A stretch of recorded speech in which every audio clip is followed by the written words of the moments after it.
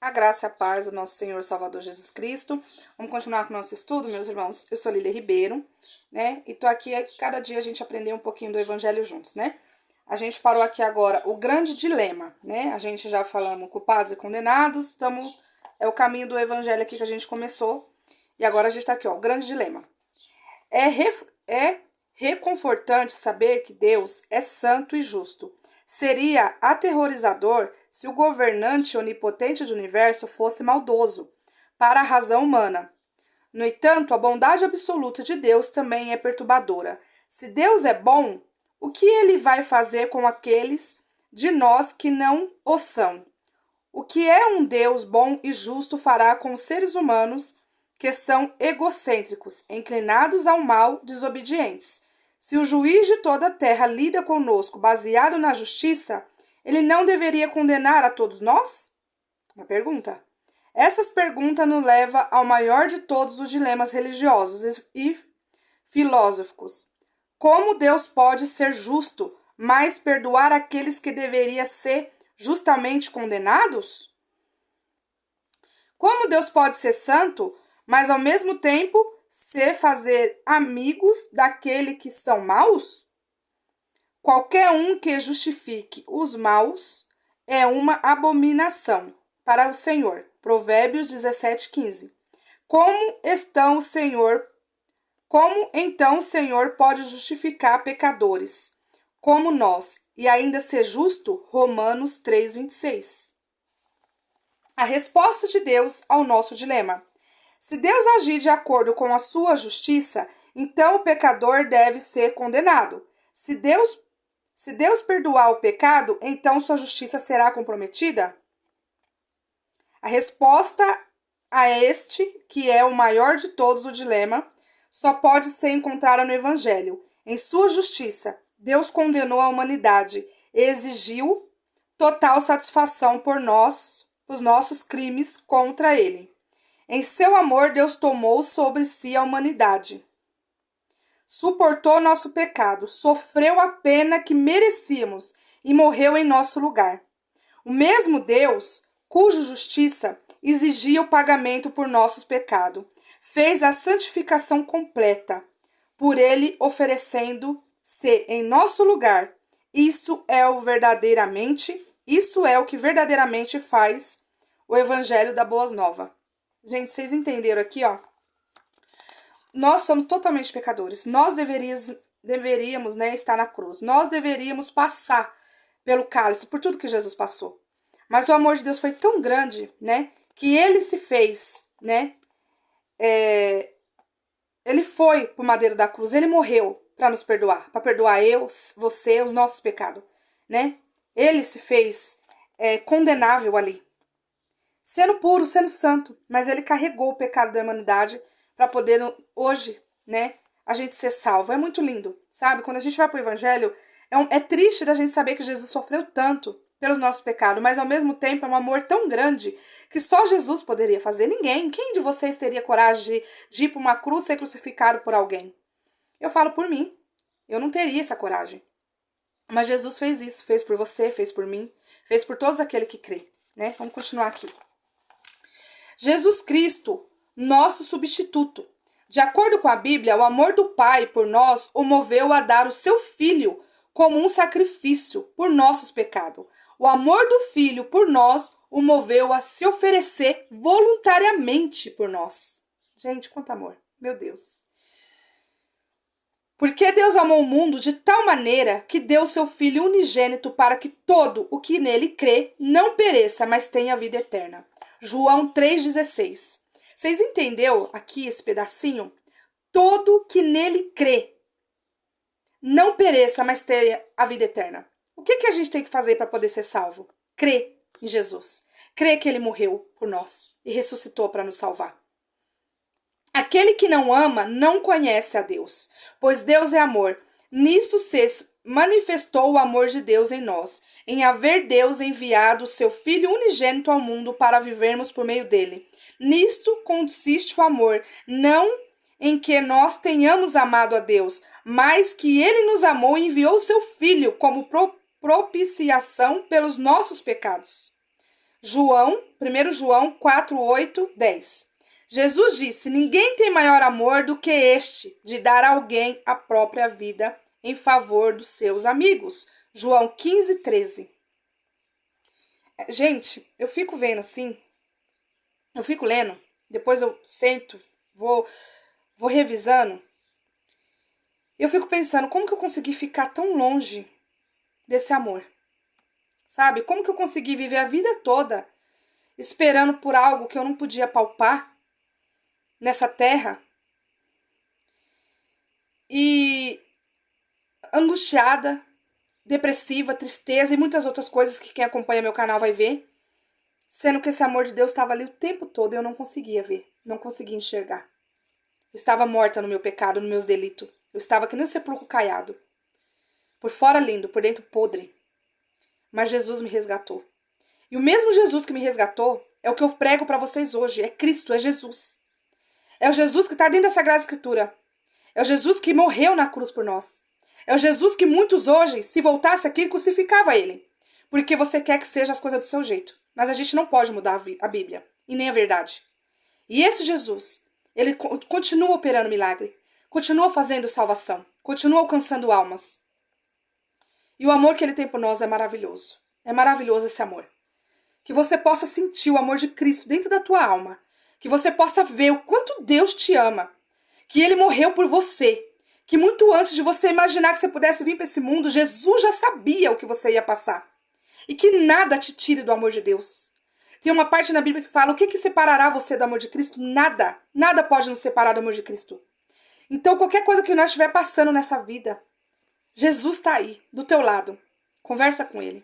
Nada pode nos separar do amor de Cristo. Gente, eu começo a falar de Deus, nossa, é maravilhoso. A cruz. Na cruz do Calvário, Jesus Cristo, o Filho de Deus, ofereceu a si mesmo como um sacrifício pelo pecado do seu povo.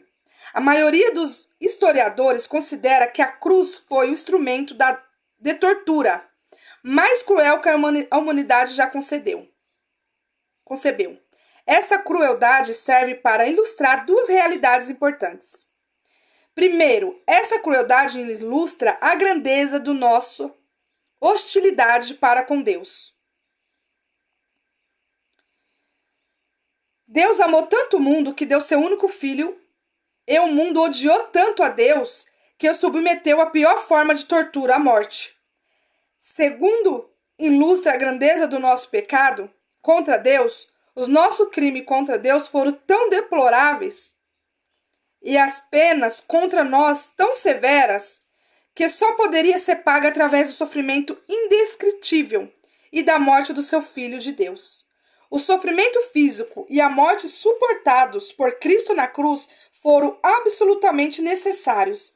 Devemos entender, no entanto, que seu sofrimento envolveu mais do que apenas a crueldade dos homens maus. Na cruz, Cristo sofreu o juízo de Deus. A justiça de Deus exigia santificação pelos nossos pecados. A sua ira inflamou-se contra nós para satisfazer a justiça de Deus. E apaziguar sua ira, era necessário que Cristo sofresse a condenação que merecíamos. Assim, ele carregou nosso pecado. Tornou-se maldição em nosso lugar. Foi abandonado por Deus e sofreu completa medida de ira de Deus contra nós. Cristo levou nossos pecados na cruz. Nossos pecados foram imputados a Cristo. Isso significa que Deus colocou nossos pecados na conta de Cristo e os considerou dele. Consequentemente, Cristo foi declarado judicialmente culpado perante o trono de Deus e foi tratado como culpado. Todos nós andávamos desgarrados como ovelhas, cada um se desviava pelo caminho, mas o Senhor fez cair sobre ele a iniquidade de nós, todos. Isaías 53, 6. Aquele que não conheceu o pecado, ele o fez pecado. Ele o fez o pecado por nós. Não, gente, estou sem óculos, desculpa, tenho que comprar meu óculos. Aquele que não conheceu pecado, ele o fez pecado por nós, para que nele fossemos feitos justiça de Deus. 2 Coríntios 5, 21. Cristo sofreu nossa maldição, Ser amaldiçoado por Deus e tornado objeto do seu desagrado e condenação, todos nós estávamos sob a maldição de Deus, por causa do nosso pecado. Para nos salvar da maldição de Cristo, se tornou maldição por nós e sofreu o julgamento. Para nos salvar da maldição, Cristo se tornou maldição por nós e sofreu o julgamento de Deus em nosso lugar.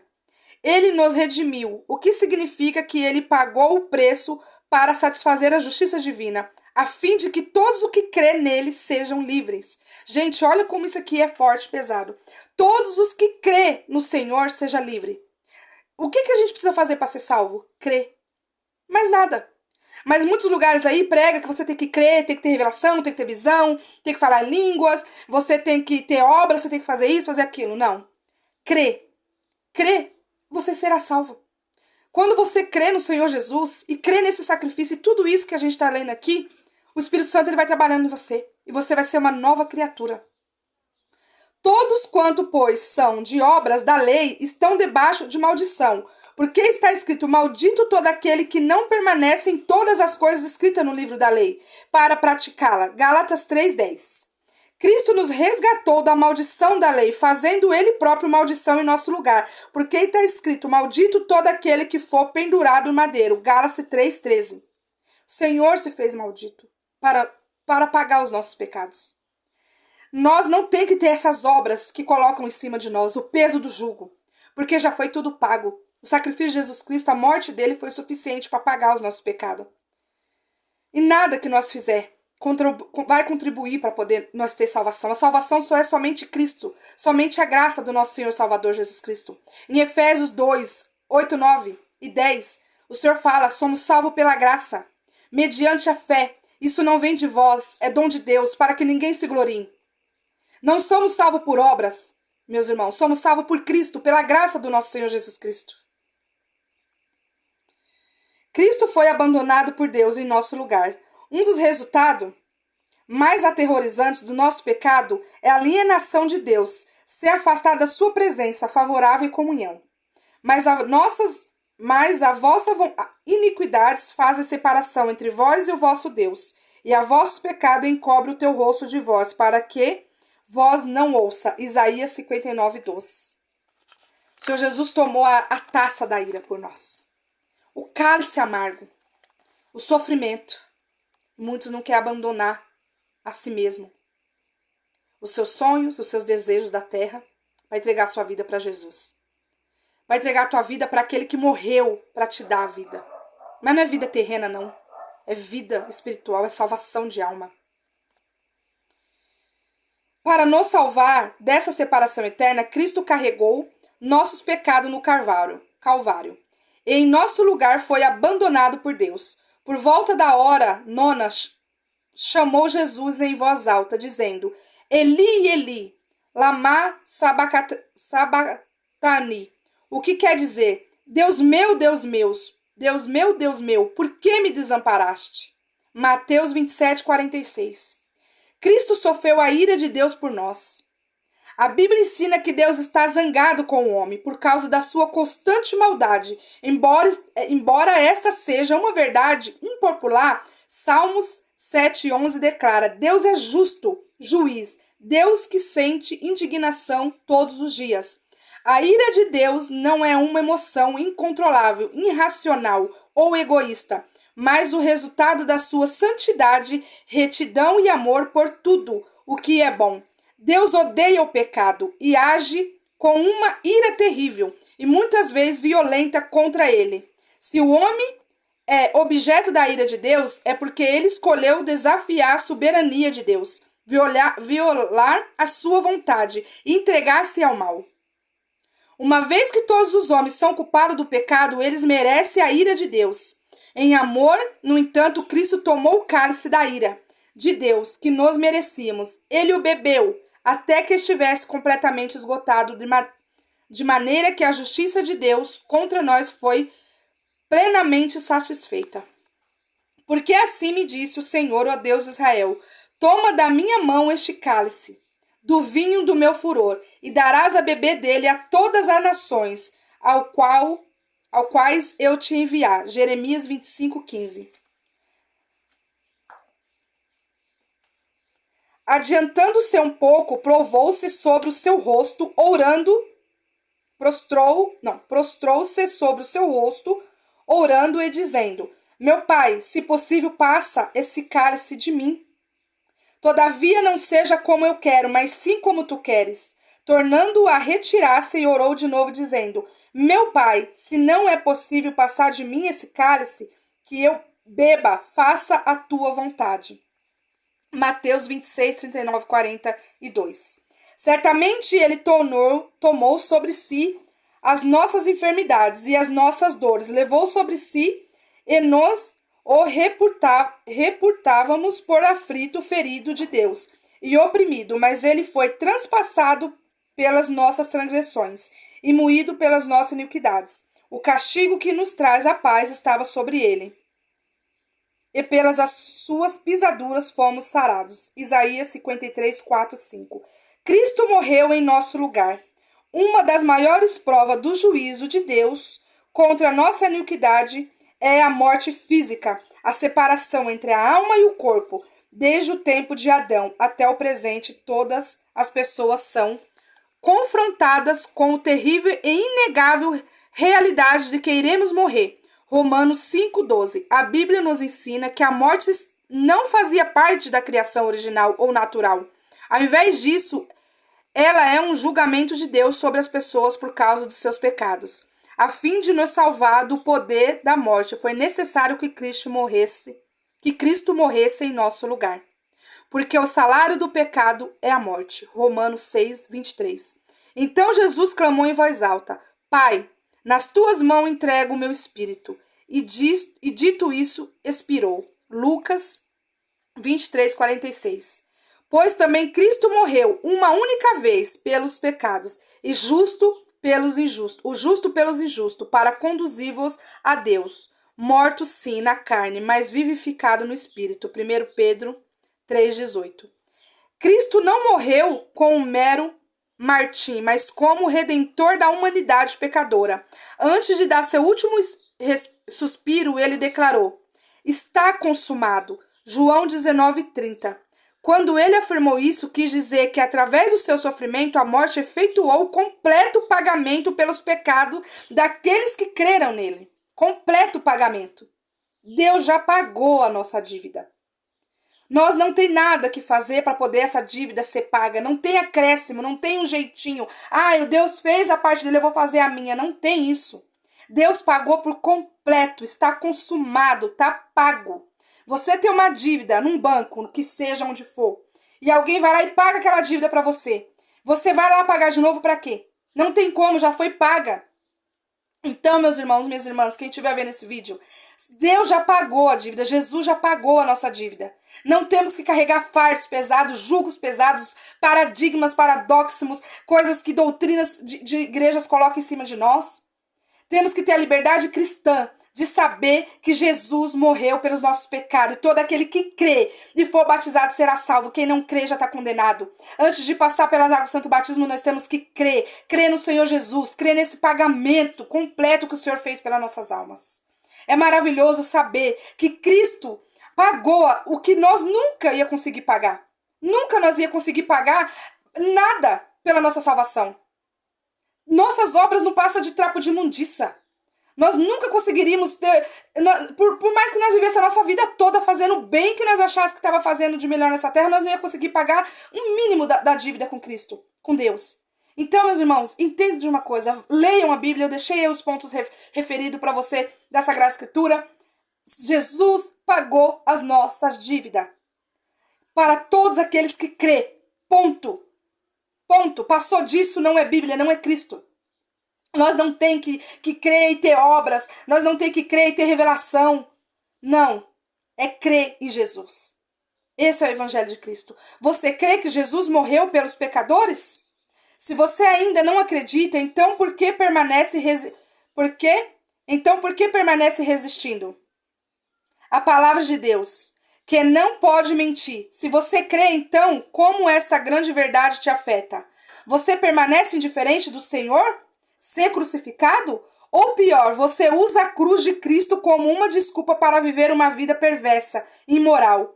Se a morte de Cristo realmente faz sentido ao seu coração, então você não será mais capaz de viver para si mesmo, mas será interiormente obrigado a viver por aquele que morreu e ressuscitou por você. Uma vez que Deus abriu os seus olhos para ver a sua sabedoria e o poder da cruz, você nunca mais será o mesmo, mas seguirá a Cristo ressuscitado. Glória a Deus. Meus irmãos, que bênção. Nossa. Louvado seja Deus. Leiam aí os pontos que eu deixei da Bíblia. 1 Pedro 3,18, Lucas 23,46, Romanos 6,23. Vão pegando aí, vão pegando a sua Bíblia do lado, vão lendo.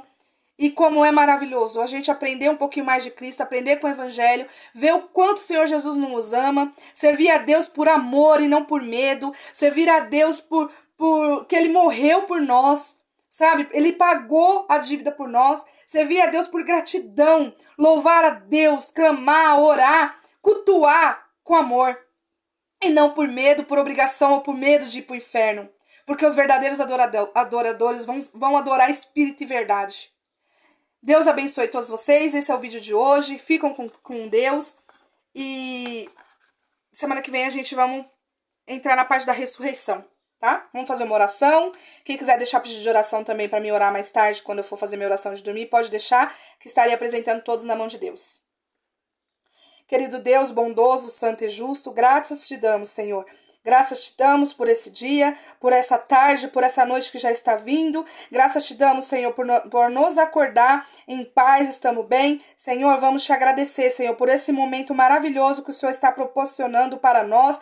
Que através da rede social a gente consiga, Senhor, ter um pouquinho do Evangelho. Que a gente possamos, Senhor, abrir as nossas Bíblias, Senhor, e começar a ler. Que nós possamos, Senhor, ter intimidade com o Senhor através da Sagrada Escritura, a Bíblia Sagrada que o Senhor tem deixado, Senhor, como nossa amuleto aqui na terra, Senhor, porque tem tudo dentro da Sagrada Escritura, tudo que nós precisamos, Senhor, na nossa vida material e espiritual, dentro da Sagrada Escritura tem. Senhor, continua nos guiando. Senhor, gratidão por tudo, Senhor, não tenho palavra para te agradecer, Senhor, pelo sacrifício que o Senhor fez por nós na cruz, Senhor. Nós merecíamos estar ali, mas o Senhor pagou as nossas dívidas, Senhor. Como é bom, Senhor, como é maravilhoso saber, Senhor, que nós não devemos nada, porque se fosse depender de nós, Senhor, nós já estávamos condenado, nós nunca ia conseguir pagar nada, Senhor, mas o Senhor é maravilhoso, Deus é perfeito na nossa vida, graças te damos, Senhor, por tudo que tem feito na nossa vida, não temos merecimento nenhum, mas só temos gratidão, Senhor,